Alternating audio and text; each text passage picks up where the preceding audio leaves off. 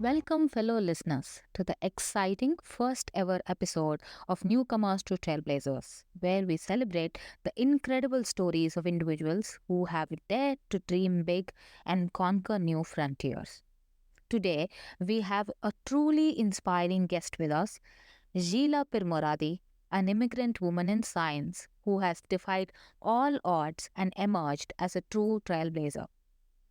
Hailing from Iran, Zhila embarked on a life changing journey 14 years ago when she moved to Canada as a wide eyed PhD student. Little did she know that her quest for knowledge would extend far beyond the walls of academia. For a decade, Zhila immersed herself in a world of opportunities, tirelessly volunteering and forging connections with people from diverse fields. But Sheila's path to success was anything but traditional. Instead of following the beaten track, she paved her own way, hustling through volunteering and leveraging her network to uncover incredible job opportunities. Today, she not only excels as a hiring manager but also dedicates her time and expertise to giving back to the community. From mentoring aspiring professionals to teaching at esteemed academic institutions, Gila's impact can be felt far and wide. Her commitment to social causes is evident through her active involvement on the boards of nonprofit organizations, as well as her collaborations with the City of Vancouver and Metro Vancouver on various city projects. Join us as we delve into Sheila's extraordinary immigrant journey, uncovering the trials, triumphs, and invaluable lessons she has learned along the way. Prepare to be inspired, educated, and uplifted by Sheila's remarkable story of resilience, determination, and unwavering passion. Let's dive right in. Hi, Sheila. How are you? Great. How are you, Manisha? Very good. So, New Year is coming up. What kind of plans do you have? Yeah, I can't believe 2023 is gone at the first place. Is that the case with you as well? I believe so too, because it feels like I landed in Canada only yesterday. In 2000, it was 2022, and it already 16 months have passed by. And every day I wake up and I still tell myself, you have moved to Canada and there are things you can do, and focus on the day, look forward to it. And that's how I pass the day. How do you do it? Well, it's almost 2 years or sometime like less than 2 years for you. Less than 2 years, close to 1.5 years. Okay. And I can tell you, for me, it has been over 14 years, but almost feels the same. I'm sometimes asking myself when it came to be 14 years now. So, like, when it happened. What plans for 2024? 2024, wow. Well, yeah, I mean, work related, there's lots of plans. We have to do lots of transformations at work. Personally, also, I think we all have resolutions, so we get excited at the end of the year remembering all those resolutions. I have a few for myself too. Do you follow resolutions through the year? For a long time, I wasn't even putting resolutions for myself. But so this year, I'm trying to set one at least. Like personal health, wellness, and all those, like a changing lifestyle to just make a better balance between work and life and all those things. January 1st is a gym day where you go to the gym, you are so pumped, and then you want to work out, and then January 2nd, you're like, my body hurts, I don't want to go anymore. Well, I really hope that doesn't happen to you. I hope so too. I haven't made a promise to start from January 1st, if it helps.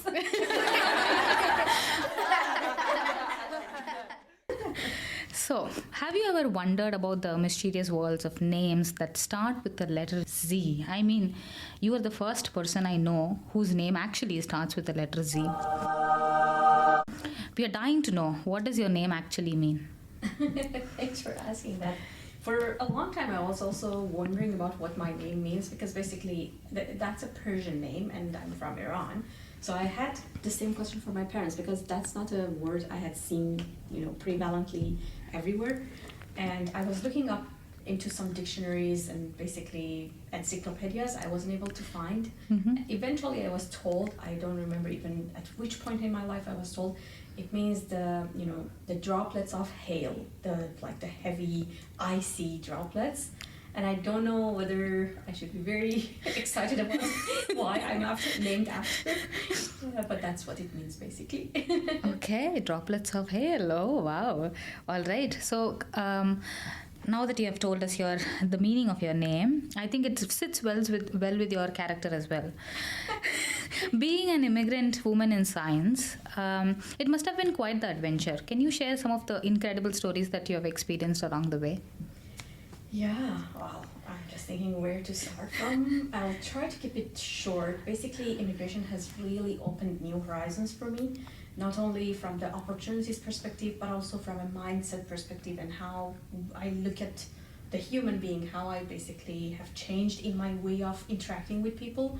I can tell you I was really an introvert person before, or at least I considered myself as a very shy introvert person. Now I'm really sometimes I try to be the glue, not saying that I am all the time, but I feel responsible to bring everyone to the conversation and not leave anyone staying in their shy mode beyond a few minutes. That's one change. Another change is basically believing more in myself. Before moving to Canada, I wasn't really considering myself as capable of achieving so much, even though in me, I believed in me, but I wasn't really confident about it that much. So these are a couple of the transformations. I'll just stick to that for now. Okay. PhD student life can be a roller coaster ride of challenges and uncertainties. Care to share some of the wildest moments and how you managed to overcome them? Yeah, PhD was a journey. First, I should say I really was lucky during my PhD because of a couple of things. One was my supervisor. He was so kind and supportive, and he was really a great leader. So basically, one of the things that saved me, because I know there are so many students struggling, it's not a short period of time. I read something once, it was comparing the master's program to a PhD program, in saying that, for example, when you're a master's student, it's like jumping into a pool, like a shallow pool, where actually there's even, I don't know, safe lifeguards or so, nearby. So you can be saved very easily. You see the edges of the pool. There's nothing to worry you, really. But then PhD, it's like jumping into the ocean. Exactly. Without lifeguards, without swimsuit, nothing. It's so deep. You don't know where is the the beach or the shore, and you don't know even how to swim. I mean, sometimes. So it's just like a struggle. So I was really lucky because there was a lifeguard for me in that. And then the second lucky part for me was, learning about all the non-profits, all the opportunities available to both newcomers and women in particular as well. So, for example, where I started volunteering was a turnover in the way I looked at myself and the way I perceived my capabilities along the way to just, turn into a career in industry after graduation. You mentioned that your leader was a he, so male leader, right? Yeah. How many female PhD colleagues did you have? Colleagues, you mean the PhD students? PhD students, yeah? Or professors or anybody. How many female representatives, to whom did you look up to in your university, in your colleagues, in your professors, in your student life? Very good question. I remember at that time, I think there was one student that I was really looking to. She was mother of 3, and at that time I had just I had got married only just a month or so before starting my PhD. I was just thinking, how is she able to complete and go through the PhD with 3 kids, 3 small kids? So always she seemed to be a role model for me, because to me still to this date is impossible in my mind. I really hope they were not triplets though. No, but they were back to back. I don't know whether it's better to say, because the project was not done. It was. Well, that's a good experience to share. We have all heard about this elusive Canadian work experience, right? Spill the beans. Like, what does it really mean? How on earth did you manage to crack the code and land a job in Canada without any prior work experience? Well, back then, and we are talking about maybe 2013 or so. I was just a few years in Canada by then. I realized I don't want to stay in academia. And of course, for getting a job into the industry, into Canadian job market, I always was hearing like network is important, you should build your network of people, professionals and such. And of course I didn't have one. It was barely like my supervisor at school and maybe other instructors where we were sitting in their classes to take a course. So it was really like a question of, okay, where to build this network and how to demonstrate my skills so that I would be really admitted and considered acceptable or qualified to get a job. The basically deal breaker, not to say the deal breaker, I should say something else. So the turning point was when I actually met some mentors from the organization that I then became a volunteer with, which was called Society for Canadian Women in Science and Technology, SWIST, or SWIST, as some people call it. So there I just learned about, okay, there are tricks, there are tips that actually if I apply, if I take the same approach, it's not a matter of whether I will get there or not, it's only a matter of time. I will get there, I will be able to build a network, I would actually be able to go through successfully sooner or later.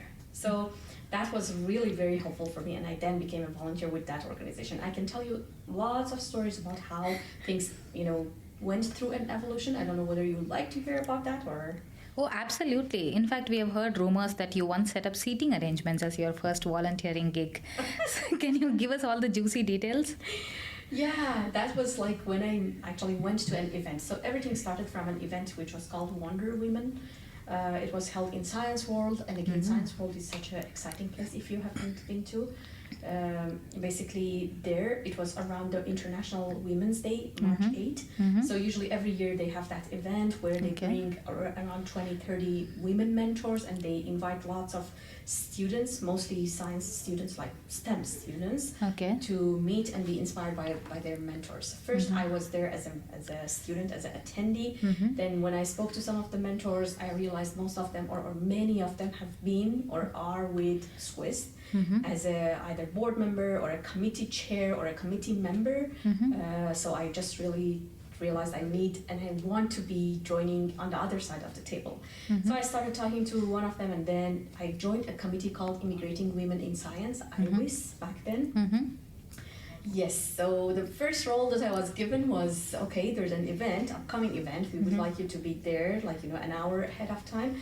And then when I showed up there, the role that I was given is, okay, we don't want the chairs to be arranged this way. Maybe, I don't know, it was like a theater setting, and then they wanted it to change to something else. So I was just told, can you please just take care of this arrangement? And I was just thinking, okay, I had heard a lot of good stuff about volunteering. Is it the case? And how this is going to build me a network? Yes, that was the very first experience. But things really evolved over time. I was involved in more and more capacities, so such as helping with planning for the catering of events and finding vendors or basically catering service providers. So it was helping me to do some research and get to know more about the local, things that I needed to know. And now, even to this date, they have been helpful for me when I plan an event, whether it's with my own team, whether it's like in a personal capacity with family, or basically with some friends. So now I know which pubs in the town have a nice quiet place to just, hang out and chill and have a chat, lay back. Okay. Yeah, and what are the discounts that some vendors would provide for catering, and so yeah. And then things moved further forward, like now, can you help us find a guest speaker? Can we, I don't know, design a poster for this event? Can you write a recap for this event so that we could post on the website? So the capacities in which I was involved increased and evolved over time. So to the extent that I actually at some point became the committee chair, and I was actually providing directions to a team of 5 people to do the same things that I did as a junior volunteer back a year from then or so. So setting up cheats to committee chair. Yeah. Yeah, so that's what I would definitely recommend everyone give it a try. So, out of curiosity, was your PhD paid proposition? Yeah, it was funded, but it started from a very partial fund, which was barely covering for my tuition. Then, every year or every quarter, I think I was lucky that it increased. Okay. So, yeah. I remember at the very beginning when I got admission, I wasn't sure whether I would even get funding, and then even the bare funding that I was given was really something I was grateful for. Okay. Yeah. So again, when people, especially new immigrants, when they move to Canada, the first thing they ask themselves is, how much money I have spent to move to Canada? I don't want to volunteer. I don't want to be, doing things for free. I deserve to get paid. Why would I volunteer? So what would your answer be to them? Yeah, and I hear that too. Sometimes, I'm serving as a mentor with some organizations or in different capacities. Specifically, I really like to provide the support to the newcomers, just like, all the support that I was given by different kind people. I would tell anyone who has this doubt, I would tell them it's not like everything we do is compensated by a paycheck. So the compensation for our work can happen in very different ways. Volunteering for me has been paying back in many ways, including building me a network through which I got jobs. You have heard of the eyes of the job market, where there are actually posted jobs, and then there's a lot of unposted jobs. So I've had the chance to actually get into a job that was never posted, simply because I had demonstrated the skills that was needed for that job posting, and I had enough experience of working with that team lead, and in their need to basically hire someone like promptly and have a quick transition into a role, they were seeing an opportunity to skip and basically not even post that job posting.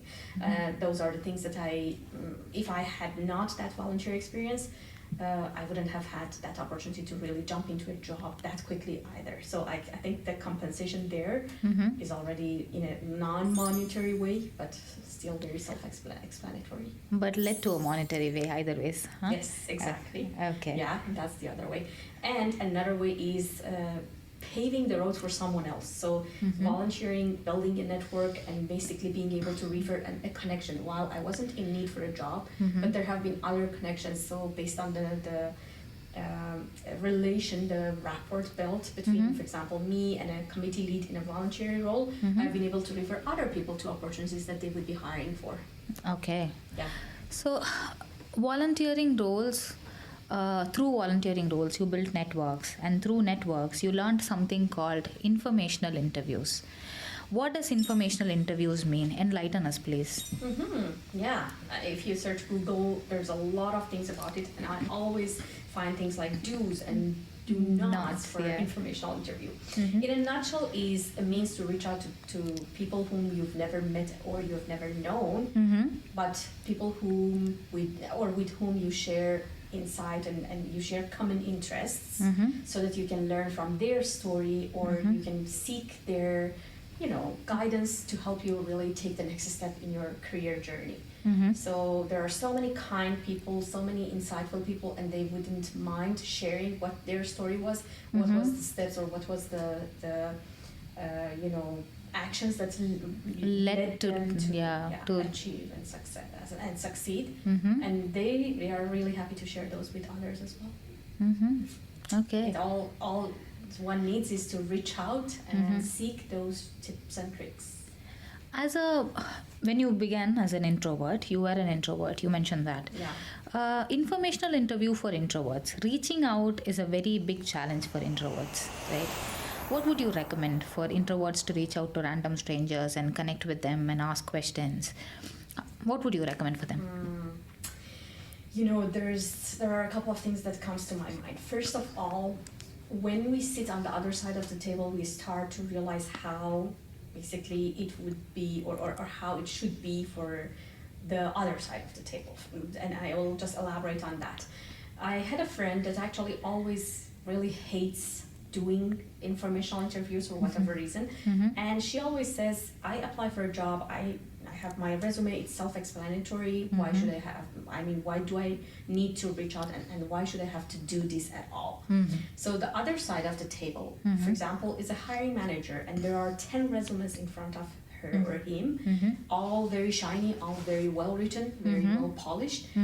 What are the means to really be able to discern between these, unless there's like a human side to those resumes? So they really need another means on top of a good resume to just really get to know about, okay, who's this person? Are they able to get along with me and my team?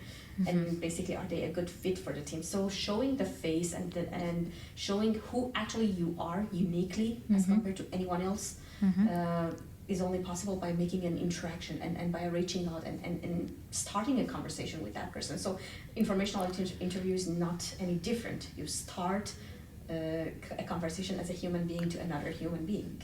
Okay. So you mentioned two sides of the table, right? A person who is conducting an interview, person who is sharing their story, and a person who is learning from their story.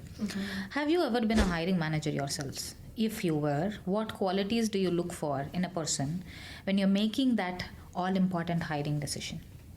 Yes, absolutely. And for sure, it has been very much helpful, and it opened my eyes when I started to hire people myself.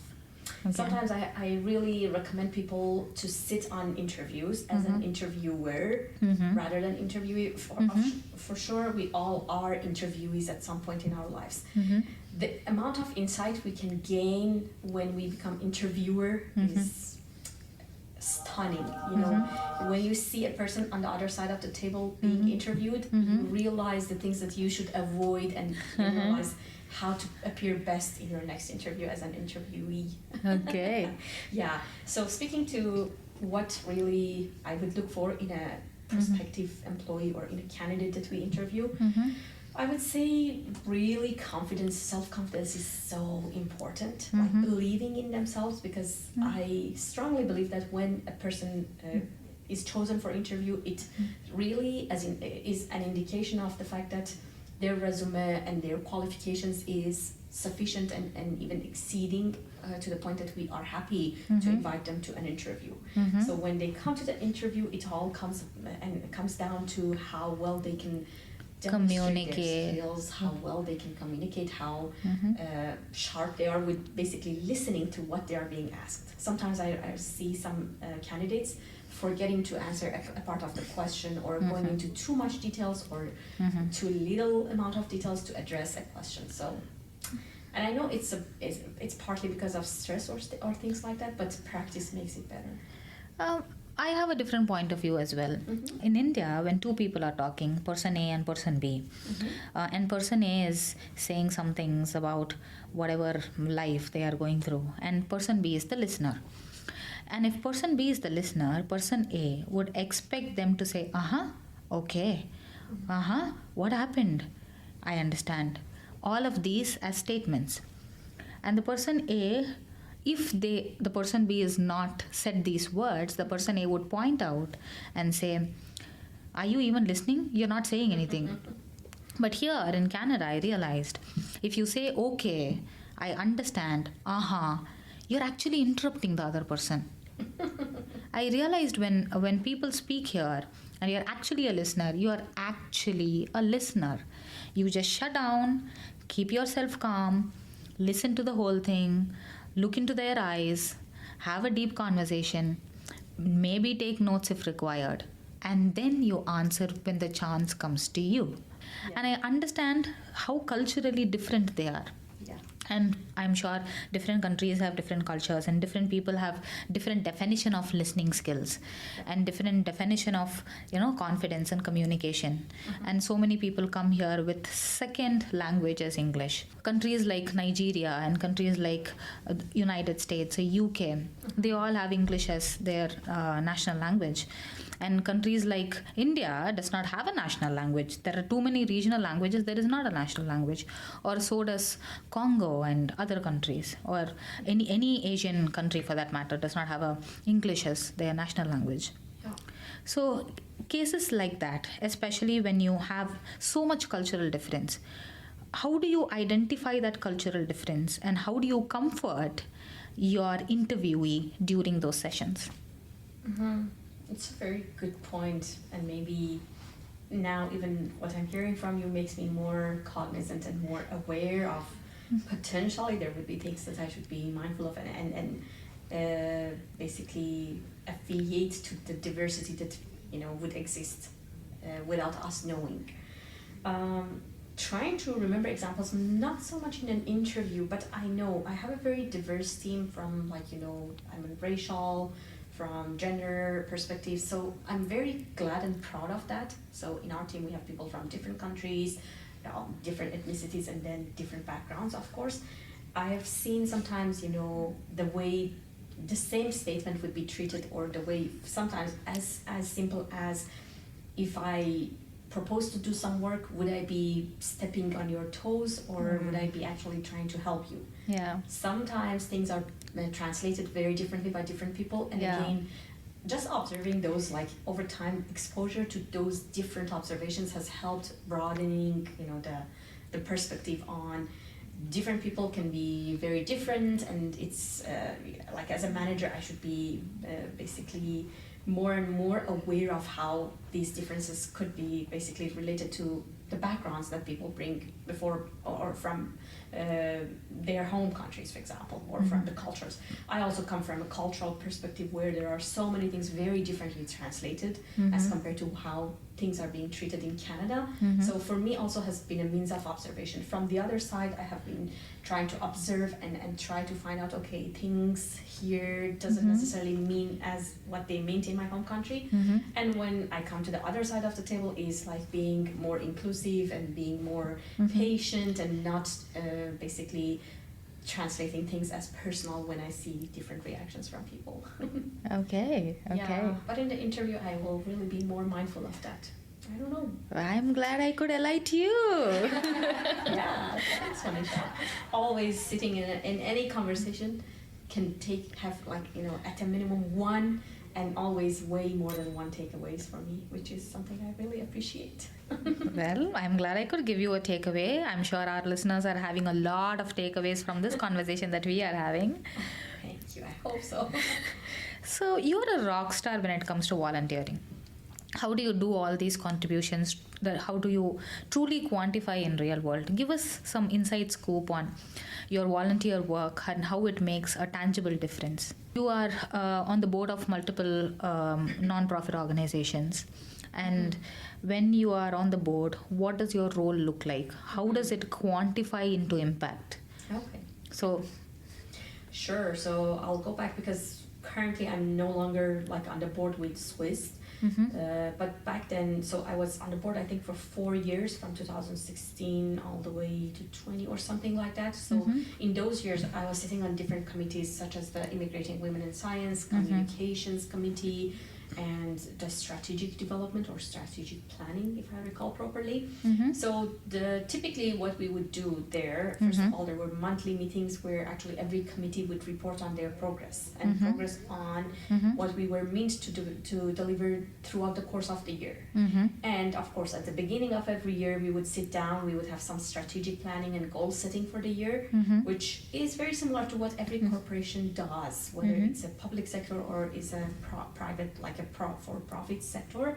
They have to specify what ambitions we have for the next year or for the next few years, how we are going to achieve that. So what it means, actually translating the goals into strategies, into action plans, and translating that into all the way into the operational level, what has to be done. So, and then planning for and basically scheduling for those activities, and then trying to stay on track with delivering and achieving milestones. So typically that's how my role was as a committee chair in that voluntary capacity, and then directing and also providing opportunities for professional development of others in the team. So let's say there were some people that would bring great ideas to the team, so it's something that we haven't done before, but now makes sense. Why not? Let's just and someone is bringing the expertise and they are willing to try it, so why not to give them the opportunity to actually, I don't know, take a new initiative within the organization,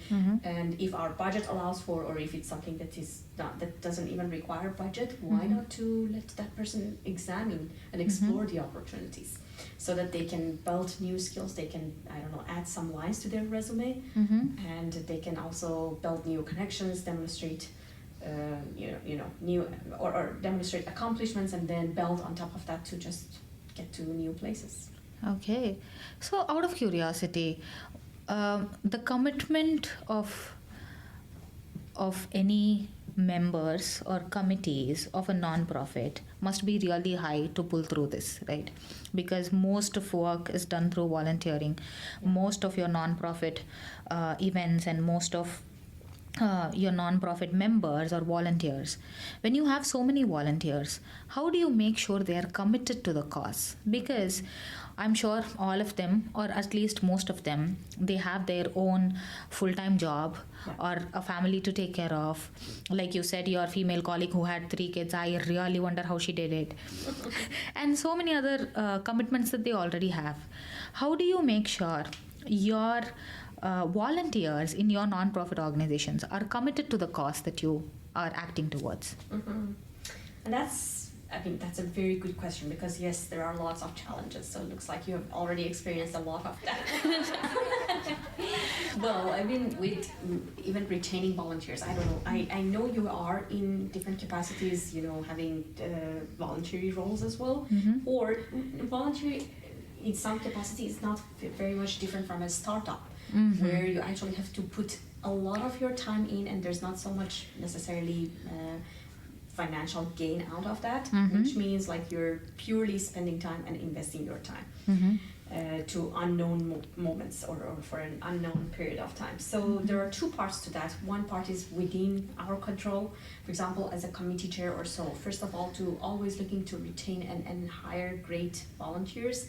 So it's not like to say, okay, we are happy with the 2 people we have and they are doing a great job, because there's a chance. And what happened back then for me that led me to step up into a committee chair role was the committee chair back then got a job, promoted into a higher responsibility, and had to step down because she became extremely busy and she needed to settle into the new role, at least for a while. So you could always lose the great volunteers for good reasons. First of all, retaining and retention is so important, or basically recruiting is so important. And then the other part that is in control is how to keep them motivated. Like there would be lots of initiatives. I think we were doing volunteer appreciation sessions and other things like value to the members, or for value for the volunteers, the people who basically give their time. There should be something in return on investment. Exactly. Okay. Either not to pay for membership fees, or I don't know, not to pay for that event that they're hosting already, for example. Things like that.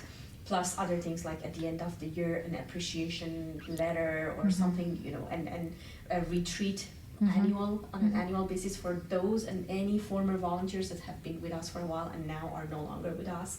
So there were a lot of great things that Squist was doing, and other organizations that I'm a part of, like American Society for Quality, for example. I think they send some of their volunteers on just a few limited ones every year to a conference across North America. So the volunteers wouldn't have to pay for the conference fees and the travel fees or so. So that's a very nice perk to be given as a volunteer. But I know there are parts of that is out of our control. Again, basically sometimes the pace of the work has to slow down just because, like you said, we have a life, there are competing priorities. So that's about the voluntary roles. You cannot guarantee, because it's not like the full-time job of people anyway. Okay. There's a trade-off between those 2. Okay. I know for a fact that you are been a teacher all your life. You have been mentoring so many people, and even in academic institutions you have spent time, you have been teaching. And teaching international students sounds like a very fulfilling career. After all these years, what is that you absolutely love about teaching them? Yes, I should say, even though I keep my teaching role at a minimal, workload during my week. I teach one course every quarter, which is taking only a couple of hours or so every week. But I still can't let go of it because basically it's so rewarding. And I would say the biggest rewarding part is, for example, when I receive a comment from a student saying that this course or the things that they learned is really applicable to their real life, or in their workplace they are able to apply some of those skills. So that's really like a very, very rewarding point, even though I don't expect my students to come and tell me about that. But I really get excited when I hear those comments. There are other ways that I have also felt very accomplished, for example, referring a student of mine to a job, or writing a reference letter, or basically making a connection for one student, a former student, and an existing connection elsewhere where there's an opportunity to, connect that person to a potential job posting. And also the fact that these people, most of my students are very much like myself. They are international students. They have their own struggles with, having a temporary status in Canada for a while as a student, and they have to just, work as well part-time to just cover for the cost of living. So not only they have to study, but also they have to work, which is not something I ever needed to do. So I really appreciate the fact that they are, dedicated to go through school while they have to work as well. And many of them have families, they have kids, so at the same time they struggle with, sometimes their kid gets sick, or basically there are other struggles they go through. So I try to be mindful of the fact that they are going through, some hurdles anyway. So I shouldn't be narrow-sighted or expect them too much sometimes, and I should be having some flexibility when it comes to and when it's needed on a case-by-case basis. Sounds really exhausting, but also rewarding. Well, then, the very first time I started to teach as a lecturer, or like by myself in the class, it was a 4.5 hour, and I didn't give them even 1 minute break. Oh, It was out of being so inexperienced and expecting like I should deliver. These people expect me, and I should just give them the biggest value for their time, but I was killing them and killing myself. And at the end, I was just feeling like I've been working in a warehouse, just like sweating, feeling so tired physically, and then the voice gone. So it was like, it doesn't look like I've been teaching. It looks like I've been carrying stuff in an Amazon warehouse for 4 hours. But that comes with time. Now I feel confident, and I wasn't feeling confident at that time. Now when I go into my classes, I'm way more comfortable. It all comes back. But my students are really, like, the size of my classes are 36 at the max. I honestly, if you would put me in front of 120 people, I think I still would be stressed. Okay, so now that you have been talking about realism and how realistic you are in front of your students, let's talk about what is the difference between ambition and realism. Which camp do you belong to? And we are dying to know if you're a dreamer or a realist. Very good question. To be honest, I don't know if the audience that would be hearing our podcast are very young, into their very early stages of career, or they're experienced. I have moved from one to the other. So I have always been trying to boil the ocean. Very much on the ambition side, for a variety of reasons. Sometimes trying to doing too much, as much as I can throughout the course of the life. But then over time, and now that my age is, basically getting into the next stages, next decades, I realize actually there should be a trade-off, and there are other things that are important in life. It's not all about accomplishment and achievements. That's why I said I have that resolution of, making wellness a bit more prioritized in my lifestyle. And now I'm toward the realistic part. More and more I'm becoming realistic and not feeling loss for not being into all kind of leaks and boiling the ocean anymore. Do you think most people go through this, especially, I would like to call it midlife crisis? Yeah. I call it the same, for sure. So do you believe many people go through midlife crisis, and there comes a point where you are confused between ambition and personal life, like dreaming and realism, And I think I'm slowly moving towards it. I'm not there yet, but I'm sure down the line in 3-4 years, I'm going to ask myself that question. What advice would you give them? Yeah, well, I'm sure you're way younger than me. So this year I turned 40. And that's where I actually had that midlife crisis for sure. So really without knowing and without wanting, my mind was really occupied closer to my birthday on where am I, what am I doing, what should I be doing, and isn't it too late to, I don't know, make the right changes that I need to make? Should I pause? Should I jump? What should I do? So I was really struggling with some of those questions around everything. The place I live, the job I do, the skills I have, even sometimes a relation I have. So Existential crisis. yeah, but I'm glad that actually I moved on and everything now is in peace, which is what made me think of, okay, yeah, just slow down. It doesn't have to be another jump, or you don't need to keep jumping, because there are so many other things that are important in life, and you can enjoy life in way many different ways than, I don't know, check marking all the milestones one after the other.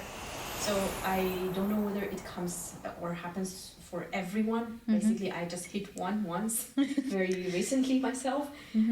But the advice, like you said, I really hope the people who are way younger actually come to that settlement and come to that peace with themselves way sooner than turning into 40 and beyond, because then there are more years that they can enjoy life in a more peaceful pace, to call it like that. Yeah. Okay, so long I have been bombarding you with questions. So tell me, do you have any questions for me? Well, I always am interested in how people chose this path. What led you to become a podcast host? If we call, is it podcast host? Yeah. Yes, it is. Because that's a very interesting job, and you hear lots of stories, and you engage in lots of conversations with people. Yeah, it is my version of informational interviews. But yeah, the reason why I started the podcast was when I moved to Canada, I was looking for a platform where I can identify and learn from other people's experiences. Of course, when I'm not an Instagram follower, so naturally I lost a lot of content there. But however, when I started checking on LinkedIn and YouTube, the content that I needed was not available. And then I started having conversations with a lot of people and realized so many people think that the things that they want to learn, especially about immigrant experience, people were not able to, relate to that experience. They were not able to find relevant content and how to learn from others' experiences. And networking is very different in Canada. And networking, where I come from, networking is mostly personal networking. You just call up and say, hey, you know what, my brother wants this. Could you please help me? And people will be like, yeah, of course, definitely. And that's it. That was networking. And in Canada, networking is not like that. I remember to have this conversation, to set up this podcast meeting, we have been discussing for what, 3 months, 4 months? Yeah. Yeah, that's networking, right? Yeah. It is so different. And the difference has to be acknowledged. And where do I go to acknowledge that? So I wanted to create a platform to acknowledge those differences, cultural differences, opinions, and values that people bring in. So that is why we are here. Yeah, that's very insightful, Manisha. When we met a couple months ago or 3 months ago, like you said, all I knew about you and all the chance we had to talk was just, I don't know, a few minutes. And you were mindful of the fact that you wanted to leave the time for others as well in that session. But I remember at that point, I recall that you were extremely interested in change management. And you asked about some change management organizations or trainers or so. That was my extent of knowledge for you, or basically the way I was mapping or profiling you in my mind. Now, throughout these exposures, throughout 3 months of conversation, when you reached out for talking about a podcast, then I learned about, okay, so it's not just you're a staff in an organization doing change management or hoping to do change management. You are hosting a podcast. Okay, interesting. Now what's that? And now throughout the sessions and now talking to each other, I learn a lot more about you. So I have a very stronger profile of you in my mind. So when it comes to, for example, connecting you to another connection of mine, so I know who's Manisha now, and I feel comfortable, and I know your you're personable, you're nice, and basically it's very different from the 3 minutes of exposure and encounter we had at that event. I think you're the first person to call me nice. Thank you. There is a Very humble. humble is not my nature, trust me. Thank you so much, Zhila. Thank you for being a guest on our podcast show, Newcomers to Trailblazers. Your trailblazing spirit is truly inspiring, and we are thrilled to have you here. We had an incredible time with you as you shared your journey and valuable tips. To our listeners, thank you for tuning in. I know it was long, but trust me, it was worthy. If you haven't subscribed yet, we encourage you to do so. We release episodes bi-weekly and can be found on Google Podcast, Apple Podcast, and Spotify. Do not forget to follow us on Insta, LinkedIn, and TikTok for more exciting updates. Take care and ciao. Bye, Zhila. Thank you, Manisha. Great to talk to you. You too. Bye-bye. Bye.